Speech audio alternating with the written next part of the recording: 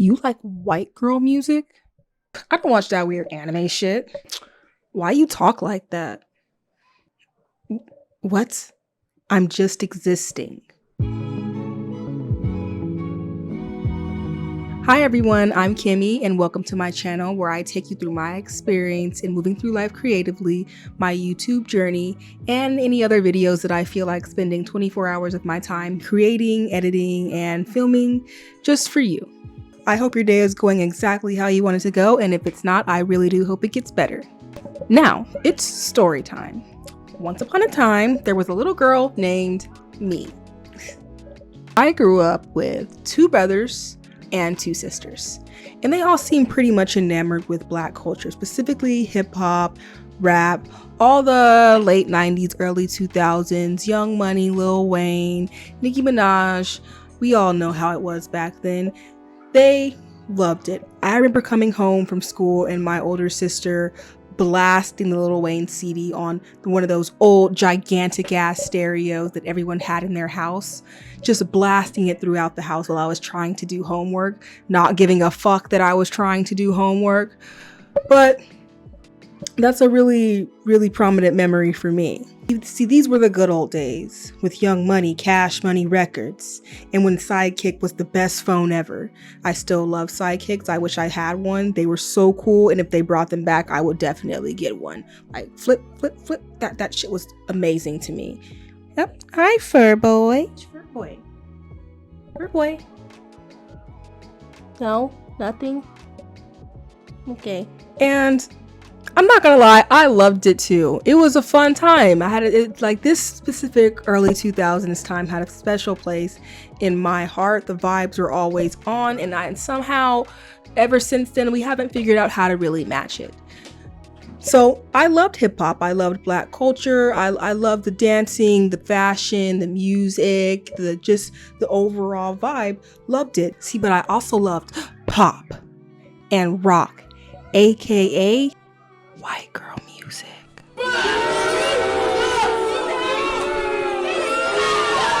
Haters. See, I used to blast these songs, dancing and fist pumping and fantasizing in my own little world like I'm at their concert and really feeling what they're saying in my room all alone, until one day my older sister busts into my room laughing and screams, "What the fuck are you doing?" And here I am with my earbuds in, half mid-fist pump in the air, smiling, pretending like I'm at their concert, like I'm really just part of the show. And I get interrupted by that. And then she proceeds to walk in, snatch my phone out of my hand and go, "Ew, you're listening to white girl music?"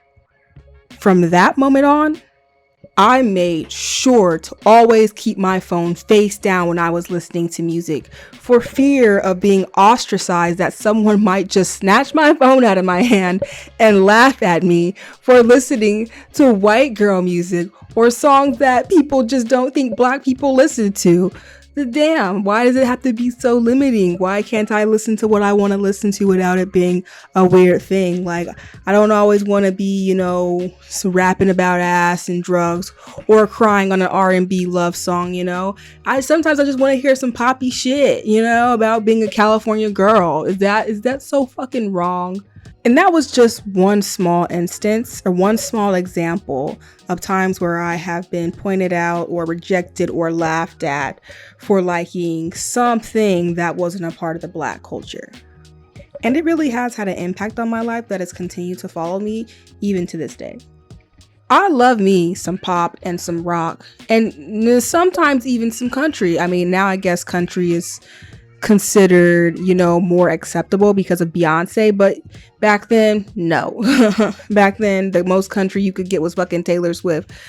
I loved me some pop and some rock, but a lot of the times it felt like those parts of me never aligned with what was expected of me being a Black girl, and it really did leave me wondering, where do I really belong?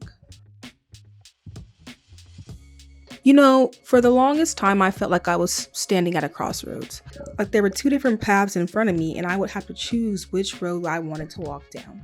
Did I want to be more for the Black culture? Did I want to stand for everything they stood for? Did I want to go more towards, the stereotypical Black girl with the bust down and the really really big butt. And did I want to go more towards the non black girl, or we're just gonna call it the white girl area, because apparently everything is just a very very strict dichotomy instead of a spectrum. So these were the two paths that I had to choose from, and I'm starting to realize now that it's not about choosing a path, but more about finding where those paths meet. Think of it like this. This first circle, that's my blackness. It's my culture, my history, my lived experience. It's a foundational, beautiful, and essential part of who I am. In this other circle, this is where I put everything else. My passions, my hobbies, my personality, things like my love for anime and K-drama, my introverted and sometimes awkward nature, or my deep dives into fan fiction culture. These are the things that make me, me. And right here in the middle, in this overlapping space, that's where I live. This is my intersectional identity. It's the place where my blackness and all my unique quirks come together to create something that's entirely my own. But living in this space comes with its own sets of unique challenges. I've always been into things that other black people seem to find weird or even repulsing, like anime or K-drama or working out. Like, what's weird about working out or crocheting? People have always seemed to think that the interests that I was interested in were like, what the fuck is that? Why would you do that? That's weird, you know? Whether it was my siblings or kids on the bus or even just adults who knew me, I was always being picked on or prodded or questioned about the things that I enjoyed or cared for. I wanted to be liked and accepted just like any other middle schooler would have. But it seems like the things that I was passionate about and the things that I wanted to talk about were never the things that were being spoken about within my peer group or within the community that I was supposed to fit into. Like, I didn't really care what was going on with celebrities because I knew that I would never meet them or be as rich as them. So I didn't see any reason to talk about those things. There were a lot of shows that people also spoke about. Like, I remember people loved to watch Bad Girls Club in my middle school for some reason. Like, that was the on show. And I just hated it because I was like, this is just the worst of humanity that I'm seeing right now. So I don't really want to watch it. So I couldn't speak to those conversations or those topics. So a lot of times I was just left quiet and kind of feeling a bit left out. Like, for example, I was talking to one of my middle school friends. She was a black girl as well. And we were speaking about just music that we like to listen to. And we were just sharing different kinds of songs. And we both loved Mindless Behavior. I don't know if you guys remember them, but if you don't, you know. They were great. I loved them. I was in love with all four of them.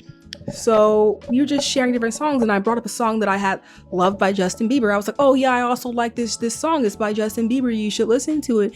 And she looks at me like I'm some weirdo for recommending a Justin Bieber song. She goes, ew, you like Justin Bieber? Justin Bieber is for white girls. I don't like Justin Bieber because I like black guys. And I was like, what? What are you talking about? I can like this song, and it didn't make no damn sense. But of course, I didn't say anything at the time. I was just like, oh, okay, well, that's fine. You know, I don't see why I couldn't just like both. I don't see why me liking Justin Bieber had to cancel out me liking Mindless Behavior.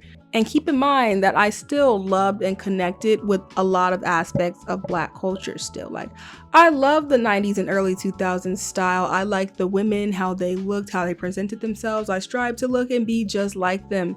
I loved the music and the fashion. So it's not like I was just completely shunning black culture or anything. I was just also allowing for other types of interests and hobbies to occupy my time. And it didn't seem like a problem. But it seemed like I could never fully be myself in a room full of black peers, because if I were to let out some of those other types of interests, passions, hobbies, or even just kinds of behaviors that didn't necessarily align with black culture, then that would immediately cancel out my interest or my love for my blackness, and I would be seen as less authentic to them.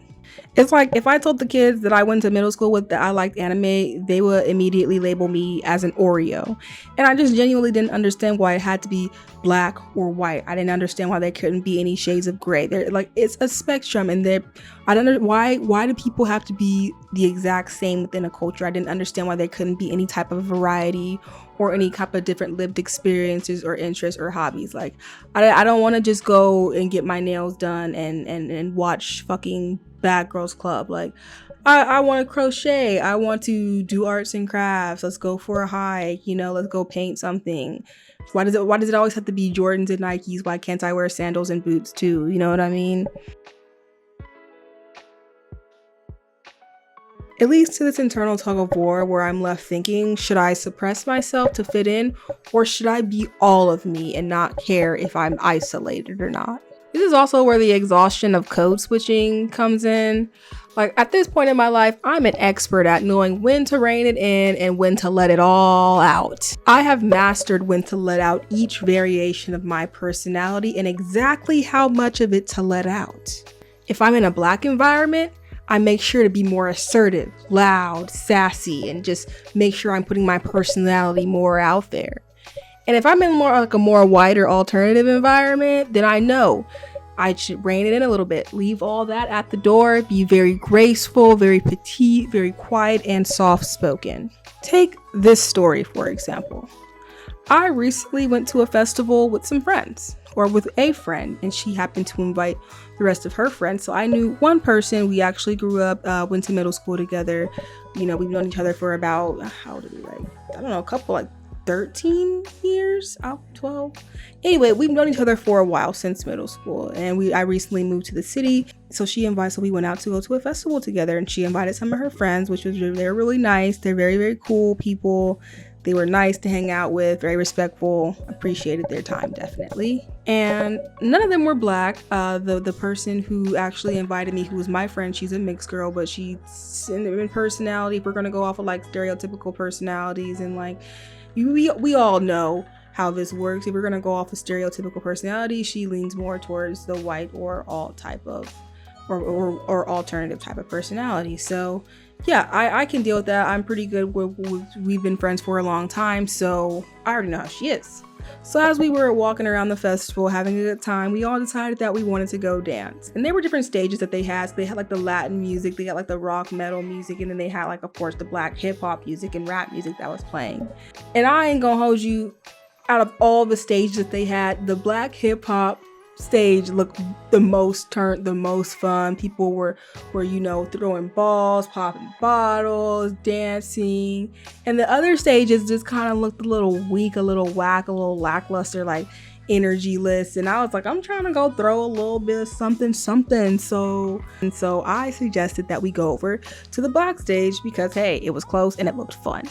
So we get there, and like I say, people are turned. They're dancing. The host, they're fucking working the crowd, getting people turned, throwing money, throwing like joints into the crowd.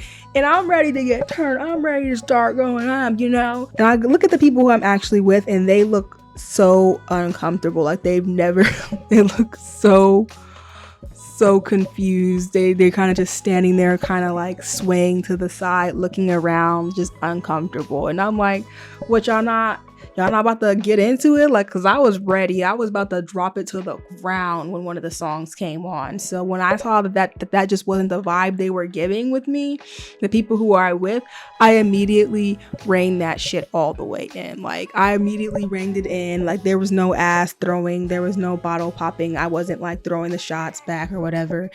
But like if I was with my Black group of friends, it would have been on. We would have went in there and we would have turned it up even more. So that was kind of the energy that I was expecting and looking for, but that's just not what I got from that specific group of friends or just peers of people. It really made me realize that there are just some parts of me that cannot be seen or expressed with some people. And I would like to be able to find people where I can express all of me with, that might sound greedy or even just unrealistic, but I would like to be able to find a group of people who I can express, going out to like a festival or going to like an art museum or going to like a pop-up and going to the club and throwing ass. Is that too much to ask for? I don't think so. Not so at all. But yeah, I really realized that even though those were cool people and we had this festival in common and we were able to, talk amicably with each other and be chill, that I just wasn't gonna be able to connect with them in that way. And that's something that I was definitely a bit disappointed in, because that was something that I was looking forward to. Being a dark-skinned Black woman in a predominantly white community or area, or just a Black girl who likes heavy metal and punk, it can be really difficult because you're constantly trying to code switch or understand who to be, what version of yourself to be for that specific environment. And it does get really exhausting, and I really just want to find a place where I can feel authentically like myself. So, let's talk about the journey to self-acceptance. I love what I love, and I'm not willing to stop doing any of it or do any of it less just to make myself fit in with my perceived Black culture. I never want to be ashamed of what I enjoy. There's no reason to shame people for what they enjoy as long as it's not hurting anyone or hurting themselves. So be that me watching the same Bob's Burgers episode for the 32nd time, or me working on a cosplay, I want to enjoy it to the fullest. I decided life is just way too short to not enjoy my passions, hobbies, and interests. Some people would love to have as many passions, hobbies, and interests as I do. So I would just be grateful that I'm actually interested in doing things other than scrolling through my phone and sitting on Facebook and creating drama for other people in their lives. I want to enjoy what I enjoy to the fullest extent. I want as much good feelings and happiness and joy and peace in my life as I could possibly fucking get. And right now, these are the things that do it for me. The turning point for me came when I realized that my worth isn't determined by the boxes that I fit in. My worth is determined by my achievements, how I feel about myself, the relationships I build, the success that I find, finding peace, fulfillment, and happiness in my passions and interests.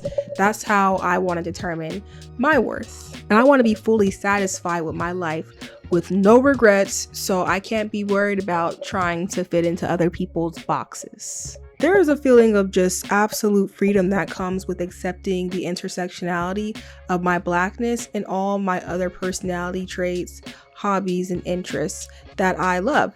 They're all a part of me and they make me whole, so I don't want to have to block out or diminish any of them in any kind of way to fit in with anyone.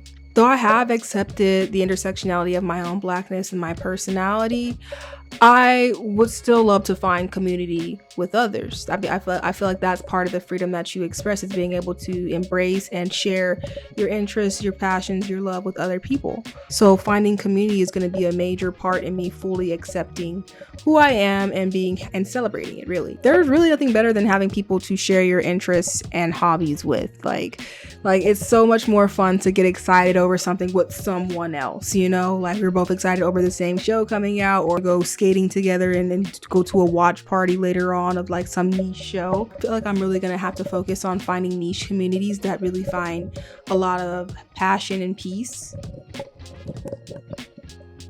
in the types of interests and hobbies that I have. They're Black spaces or white spaces or Mexican spaces, any kind of space, any color, any culture. I've always been pretty good with just melding in and being able to mesh and respect various cultures and people. So I'm kind of just down for it. I don't want to be put into boxes. I just moved to San Francisco, so I'm definitely interested in finding new communities and people to connect with. One of the major things that I really want to get into is a roller skating group. I love to roller skate. I've been skating for I think about 5 or 6 years now. So I would love to find a community that I could really get into it, get further into it, learn from, and just have a community that loves to skate just like I do. So one of my first, social outings or social adventures is going to be to go out and find a group to go skating with. And I'm also going to be making a video about that. So if that's something that you're interested, subscribe and like this video so that you'll get the notifications about when the skating video comes out. And when I do meet with these groups, I don't plan on suppressing or diminishing any part of my personality. So if that means that I'm a little bit more expressive or loud than they are used to, and they have a problem with that, well, that's fine, but you know, they aren't people that I want to have to hang around with anyway. I have decided that I'm going to be who I am and stick to my guns on it. I'm going to show up as authentically and all of myself, so that people are never confused about who I am and I never have to hide any parts of myself or put on any masks. I never want to feel like I'm leaving a part of myself behind. And when you show up authentically, consistently, then you attract the people who authentically and consistently want to show up and be there for you. Did that sound right? Did that sound like a wise thing to say to someone? It sounded okay in my head. And I might not end up with a huge friend group, and that's perfectly fine. It's probably ideal, honestly, because I want relationships that are of quality, that are built on authenticity, trust, and mutual experiences, mutual interests. I would be so happy if I could make a good 2 to 3 friends while I lived out here. That would just be absolutely awesome to me. I haven't made a friend since high school, probably. Like, I haven't made a real friend since high school. That sounds so sad. So it'll probably be a small group, but I'm happy about that as long as it's people who really truly understand me and want to be a part of my life. Those 2 or 3 people will be absolutely the most valuable, some of the most valuable relationships that I could ever have. And it's extremely validating to know people exist and give a fuck about you. People who actually understand you actually exist. That's always a nice validating thought to have. So to every Black girl who's been told that you're too much or you're not enough, it's your unique blend of culture and personality that gives you superpowers, that makes you yourself. You are not weird.